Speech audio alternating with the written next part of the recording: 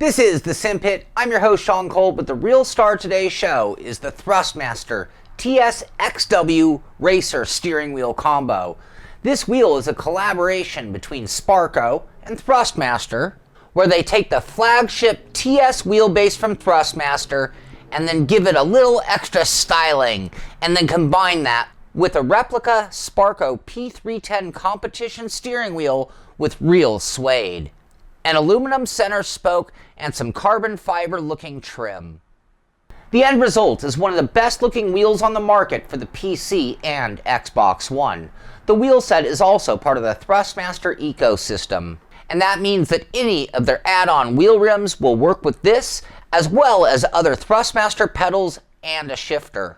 The TS-XW Racer will be available as of September 22nd, or right now during this filming, and it's going to retail for $649.99. The combo includes a specialized TS base, a 310mm Sparco designed wheel, a 3-pedal set with gas, brake, and clutch, a power supply, a desk or table clamp, and a progressive brake mod, along with all the wiring needed to plug it in. The TS-XW base is basically the same as the other TS wheelbase, but this one's been stylized to definitely give it a unique look. But inside, they're pretty much the same. They both feature the 40-watt brushless servo motor, and this provides about 1.6 times more power than the lower level TX or T300 bases. And again, like the TS, the motor delivers its power through a dual belt pulley system that then feeds into a large ball bearing mounted steering shaft. The wheel can be adjusted from 270 to 1080 degrees of rotation, and it is measured by a Hall effect sensor that is 16-bit, offering over 65,000 points of resolution. This all makes the wheel very smooth and highly accurate.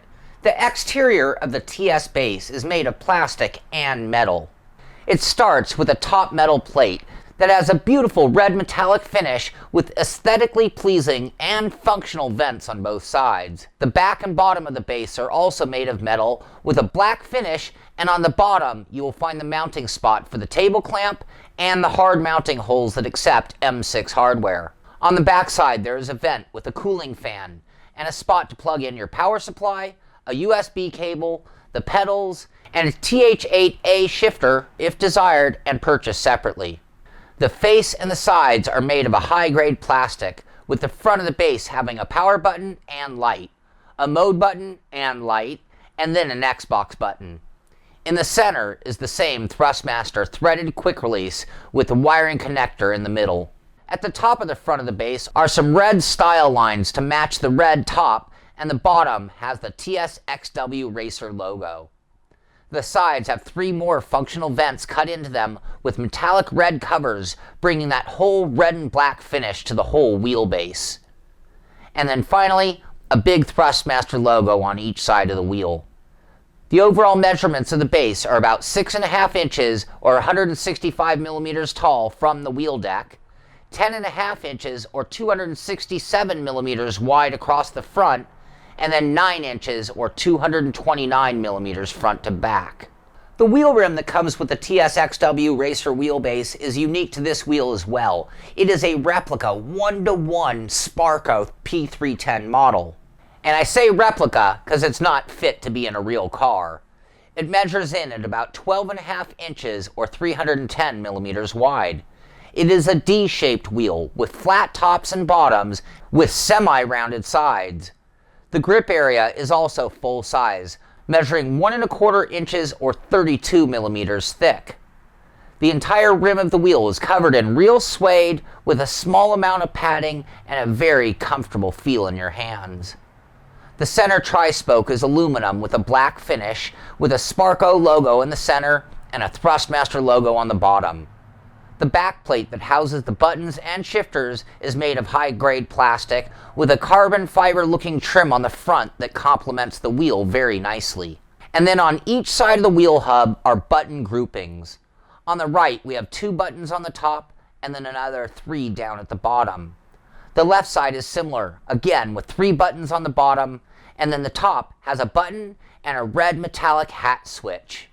This has multiple positions and can be pressed in for yet another button input. The paddle shifters are also made of metal with a black finish and are about 5 inches or 127 millimeters long. They are curved in shape to match the wheel, and they can be mounted in 2 different positions that will change how far they are from the edge of the rim. They are not adjustable in depth or distance from the rim, and they stand back about 1.5 inches or 38 millimeters and have about a 1/2 inch or 13 millimeters of throw when shifted. With the wheel rim attached to the base, it extends from the desktop or mounting surface about 7 inches or 178 millimeters with about a 20-degree reclined angle. The pedals that come with the TS-XW Racer are the T3PA pedals, the same T3PA pedals with many other wheels and that you can buy on their own. The pedals come with a gas, brake, and clutch that are semi-adjustable. The pedal faces are made of metal and chrome in color with a Thrustmaster logo on the center of each face. The face plates are mounted to plastic arms that go down to the pivot points within the base. The adjustment on the pedals come from each pedal having pre-drilled holes to be able to move each pedal face left or right a little over a 1/2 inch in either direction. They can also be mounted in the high or low position, changing the altitude of the pedal face slightly. The gas pedal has a smooth travel with very light resistance and moves about 2.5 inches or 63.5 millimeters. The clutch and brake have about the same amount of travel, with the clutch being stronger than the gas and the brake taking even more pressure than the clutch. The base of the pedal set is made of black plastic, and when comparing it to the wheel, the base offers very little styling or flair. It is a large pedal base, which is good, and that allows for a heel plate large enough for any sized feet. The overall measurements of the base are 13 inches or 330 millimeters wide by 15 inches or 380 millimeters front to back, and about 8 inches or 203 millimeters to the top of the gas pedal to the mounting surface the pedals are on.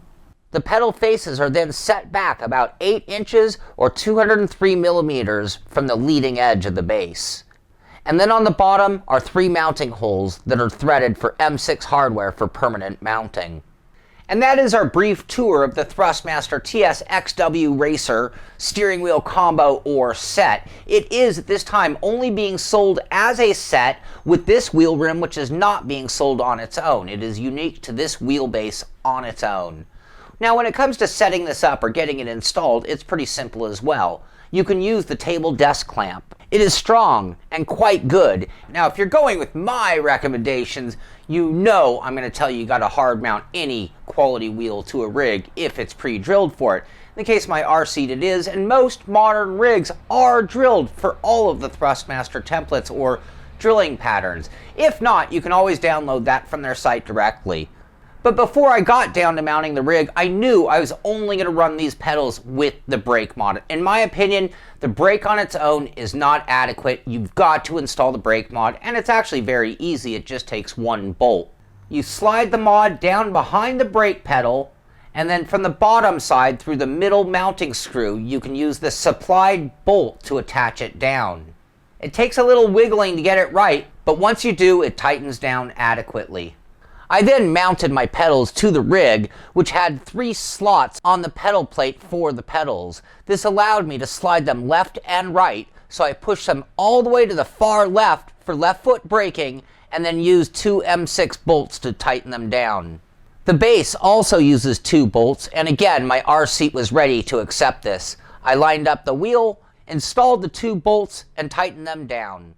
I then plugged in the power supply cord to the back of the wheel, plugged the pedals into the back of the wheel, and then followed that up with the USB.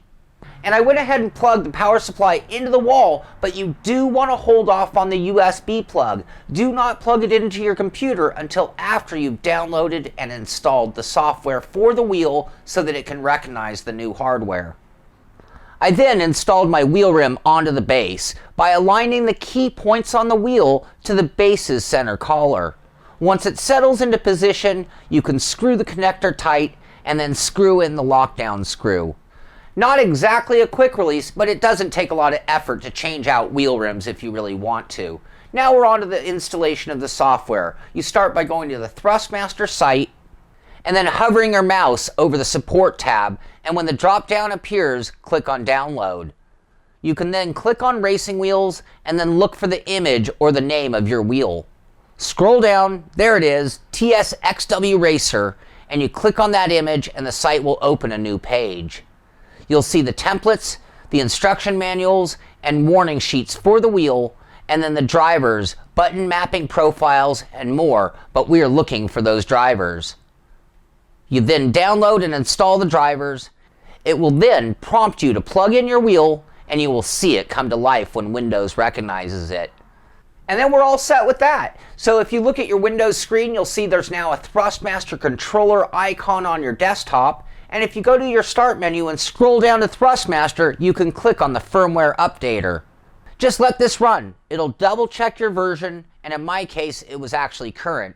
But if there was a new one needed, the updater does everything for you. Just start it, let it run, and close the window. Now if we go to that Thrustmaster controller icon on our desktop, it'll open up our game controller screen. If we open the Thrustmaster TS-XW wheel, we will see our options to adjust the wheel. There are 3 tabs to adjust this wheel, the first one being Test Input. On this tab, you can see your wheel's movement and any of the buttons or shifters being pressed. And then most importantly, this is where you would adjust the steering rotation angle. The second tab is the Test Forces tab, where you can press a button and make your wheel mimic certain force feedback signals to ensure that all is working well. And then the final tab is the Gain Settings tab. On this tab, you can adjust the overall force feedback amount, and then a handful of detailed gain settings, and then finally the center spring settings for the wheel. Now all we're going to have to do is calibrate in-game, do our mappings, make some final adjustments, and then we're going to finally get a flavor for the way this wheel feels. Now when it gets down to testing, all those fancy colors aren't really going to matter very much. Which pedal set in terms of name and all that really aren't going to matter very much. It really comes down to how does it feel in your hands, how does it transmit the force feedback, and how do the pedals operate under your feet. The Sparco wheel feels great in my hands. The real suede is extremely soft, and the cushioning on the wheel is just right, not too hard and not too squishy. The shape of the wheel, although being a D shape, does feel great in my hands. The top and the bottom of the wheel rim are not as good in feeling, and with the wheel not being round, they end up in a different spot than the sides do when being turned. For me, this makes this primarily a 9 and 3 o'clock positioned wheel. Not a good one for hand over hand or drifting.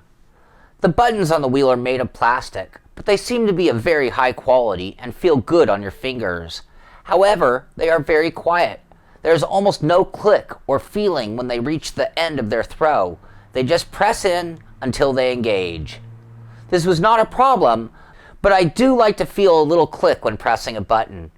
I found the upper buttons much easier to use than the bottom ones. For the top buttons on the right side, I could use both with my right hand very well.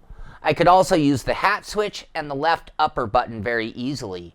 But for me, everything on the bottom was out of reach, and I had to remove a hand to be able to use those buttons.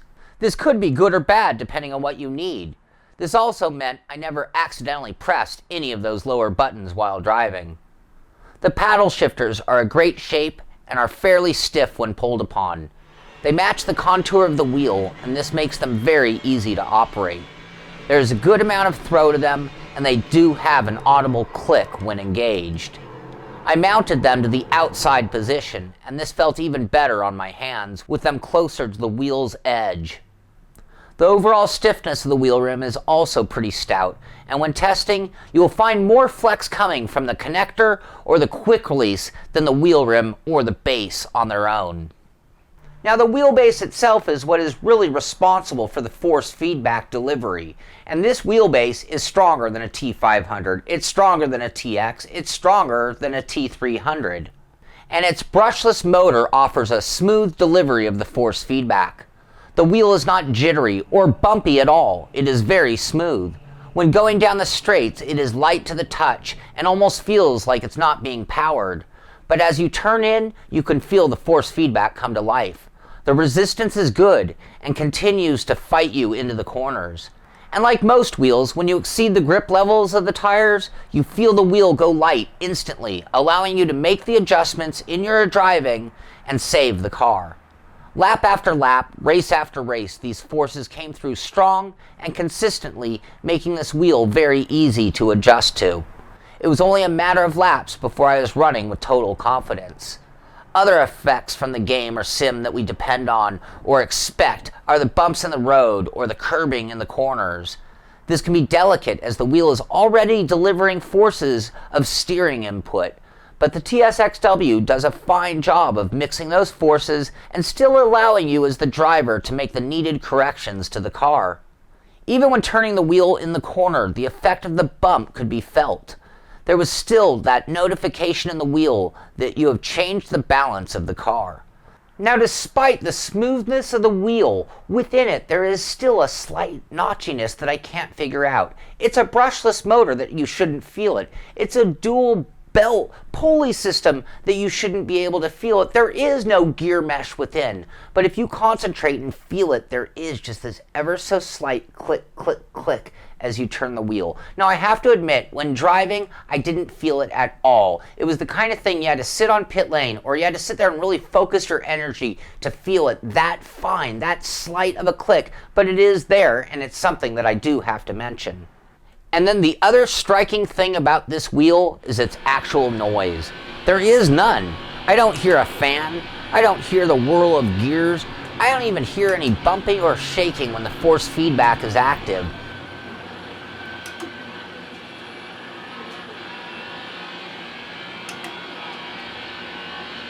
This wheel is one of the quietest wheels that I've ever tested.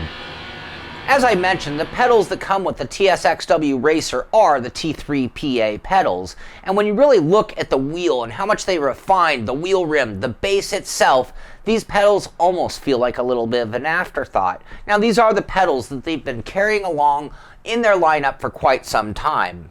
And they do get the job done on a minimalistic level, including having the clutch. So those with a desire for heel towing will have that much needed clutch, but they do feel like toy pedals when compared to the very upgraded wheelbase.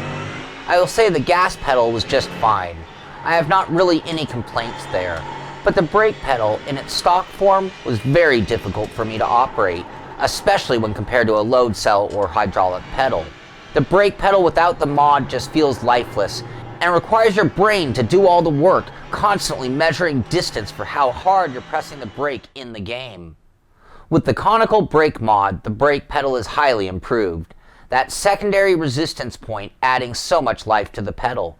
I now had a spot that I could press to with confidence, and then I had to lean on it a little more to get that added braking pressure.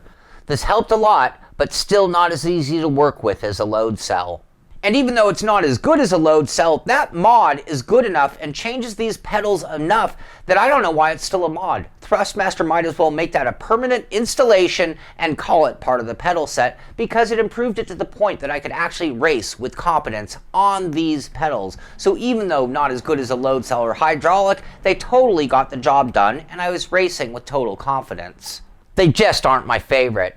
The clutch pedal was just as lifeless, but for me, it isn't nearly as critical, and there aren't that many great clutches to compare it to versus the amount of great pedals out there now. The fact that it has a clutch is a plus, but it gives no release point or secondary resistance. It is just stronger than the gas pedal. Despite the base being made of plastic, the heel plate is strong enough to support your feet without flexing. The added touch in the metal pedal faces is nice and actually feels better on my feet when using socks. I did all of my driving in socks, and that should give you an idea of the pedal's overall resistance compared to needing shoes when using most load cells. They get the job done, but as I said, in a real bare bones minimal way.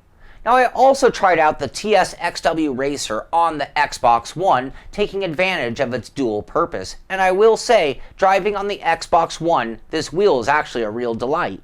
I drove some Forza 6, and honestly felt it at its best. Despite not being as sophisticated as some of our PC sims, with this wheel, Forza felt a lot more like driving a real car over lesser wheels. I actually found that the delicate and light touch of the brake worked well with the physics of Forza, and the brake mod was a perfect spot for resisting lockup. I also drove this wheel with some dirt rally, and when off-roading, obviously this wheel was a bit more active, but in the dirt, the feeling of the car weight, the feeling of the changes in grip are essential to driving well. This wheel delivered good force feedback in those conditions, and again, I was instantly driving with confidence and at a good pace. The TS-XW was giving me the bucks, the bumps of the rocky road, and at the same time going heavier or lighter as the balance of the car changed. A flick of the wrist and a press of the button for handbrake, and I was whipping it around 180-degree turns with ease. Perhaps this wheel is a bit overpriced, or even overkill for the console, but at the same time, it enhances that experience with more strength and more realism than lesser wheels. So at this point, you've heard all the details about this wheel, you've seen it be installed, you've seen me drive it on track, and even heard my thoughts while driving about how it performed. But just to make things perfectly clear, let's go ahead and break it down with the good, the not so good, and the bottom line, starting off with the good, and that this wheelbase is the best looking wheelbase that I've ever seen from Thrustmaster. Best looking wheel rim from Thrustmaster. Full-sized wheel rim. Very comfortable wheel rim in your hands. Pro level wheel meant for years of abuse. Smooth, nearly frictionless movement. Highly accurate 16-bit resolution. Xbox One compatible. Works with the Thrustmaster ecosystem. Stronger force feedback than the TX or T300 level wheels. Metal bottom makes the wheel stronger. Comes with pedals. It's a complete package. And the best looking power supply in the industry. And now on to the not so good. And I guess I have to say, even though it is strong, it could be a lot stronger for the high-end level wheel that it is. Wheel rim not sold separately. A tiny bit of notchy feel when turning lightly. Small amount of flex at the quick release. And the pedals are not nearly as good as the wheelbase and wheel rim on their own. And now on to the bottom line. I've said it a few times, this is a pro level steering wheel. Now what do I mean by that? I mean, this is as much wheel combo as anybody needs for sim racing. You could win world championships on a setup just like this, no doubt about it. Now I do get a lot of emails from people asking me about direct drive wheels, and if you compare this to a direct drive wheel, sure, the direct drive wheel is super fancy, sure, it's super powerful, but that comes at an extreme price at this point in time. So until they really lower the price of direct drive wheels, you have to wonder, is it overkill or overpriced, or certainly less bang for buck than a combo like this? Now I have to take my hat off to Thrustmaster. They've done a great job of producing a lineup of medium and pro level steering wheels. And with the TS-PC, for the PC users, you don't have to buy it in this particular combination, and you can mix and match any pedal set that you want on the PC. But when you're looking for Xbox One compatible wheels, you kind of need everything to be integral or work as an ecosystem, and this wheel works perfectly for that. Now sure, if you're on the PC, you could buy this and throw away the set of pedals, but that actually does take us back to the TS-PC. It comes in $150 cheaper, so that gives you a little budget to work with. But then when you really analyze this package, these are $150 pedals, so they've kind of thrown in the wheel rim for free. And like I said, it is my favorite wheel rim yet out of Thrustmaster, so that does make it a pretty decent deal as far as I'm concerned, especially for Xbox One users. Now I have to say, overall, I was very impressed with the TS-XW steering wheel on its own. It is capable of the same kind of lap times that you'll get out of any wheel on the market. And it has that upgraded styling that not only do I like, but maybe even the word Sparco might even impress some of my friends. Getting some added color into a wheel might sound small, but in the world of black wheel after black wheel on the market, it makes for a much more unique and recognizable wheel. So I hope I've answered all of your questions about the Thrustmaster TS-XW steering wheel combo. I hope this review has been thorough and helpful. But if there are any questions, if I didn't answer something you need to know, please email me at sean@thesimpit.com and I'll be sure to answer your questions. This is The Simpit. I'm Sean Cole, and I'll see you on the track.